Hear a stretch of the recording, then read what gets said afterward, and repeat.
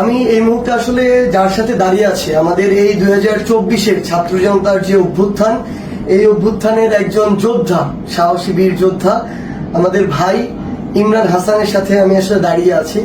আসলে এই অভ্যুত্থান যে কিভাবে অর্জিত হয়েছে আমরা খুব মন ভোলা মানুষ, আমরা খুব দ্রুত ভুলে যাই। আসলে আমার এই ছোট্ট ভাই ইমরান হাসান, হয়তো তার বয়স আসলে এখনো 10-এর ঘরে হবে অ্যারাউন্ড, সেই জায়গা থেকে 5ই অগাস্ট যখন খুনি শেখ হাসিনা এই দেশ ছেড়ে পালিয়েছিল 12টা 1টার দিকেই, এই আমার ভাই ইমরান হাসানকে সাভারের বাইপাইলে 3:30 থেকে 4টার দিকে তার মাথায় গুলি করা হয়। এবং তার আপনারা যদি দেখেন যে তার মাথার দুই পাশে, আপনি যদি সামনে থেকে শুধু একটু নেন তাহলে দেখতে পাবেন তার মাথার এই অংশের খুলিও নেই, এই খুলিটুকু নেই, মাথার এই অংশের খুলিটুকু নেই, শুধু মাঝে এইটুকু আছে আর নিচের দুই পাশে। এই দুই পাশের খুলিটুকু খুলে আপাতত মেডিকেল কলেজে রেখে দেওয়া হয়েছে। তার মাথার যদি আপনারা দেখেন এই যে ক্ষতর চিহ্ন, এই ক্ষতর চিহ্নটি যদি আপনি দেখেন মাথার এক পাশ থেকে শুরু করে অপর পাশ পর্যন্ত।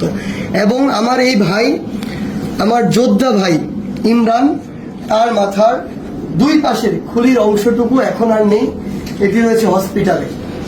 এবং আমার এই যোদ্ধা ভাই আজকে এসেছে জুলাই শহীদ স্মৃতি ফাউন্ডেশনে।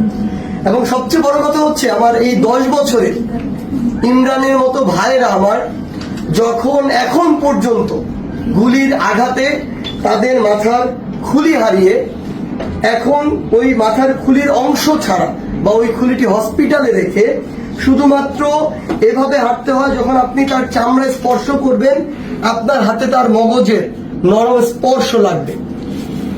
এমন আহত যোদ্ধা ভাইরা যখন আমার এখনো কাতরাচ্ছে, এখনো যখন তাদের মাথায় ওই খুলির অংশটুকু স্থাপিত করা হয়নি, তখন এই রক্তের সামনে, এই লাশের সামনে, এই হাজার হাজার শহীদের সামনে আমার এই বাংলাদেশে আবার ওই খুনি শেখ হাসিনা এবং তার দোসরদেরকে নানাভাবে পুনর্বাসিত করা হচ্ছে, রাজনৈতিকভাবে নানাভাবে তাদের মধ্যে একাত্মতা ঘোষণা হচ্ছে।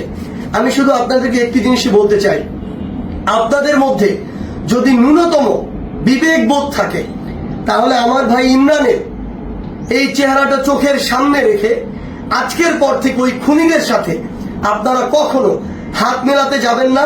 যদি ন্যূনতম আপনাদের মধ্যে ব্যক্তিত্ব বোধ থাকে তাহলে এই 10 বছরের ইমরানের চেহারাটিকে সামনে রেখে কোনোদিনও ওই খুনির যে দোসররা ছিল তাদেরকে পুনর্বাসিত করার জন্য, নিজের দলে টানার জন্য, তাদেরকে নিয়ে একসাথে চলার জন্য আপনাদের যে নোংরা কার্যক্রমগুলো সেগুলো করবেন না। যদি আপনারা সেগুলো করেন তাহলে 24-এর ছাত্র জনতার অভ্যুত্থানের যে স্পিরিট, এই স্পিরিটকে আপনারা অপমানিত করবেন।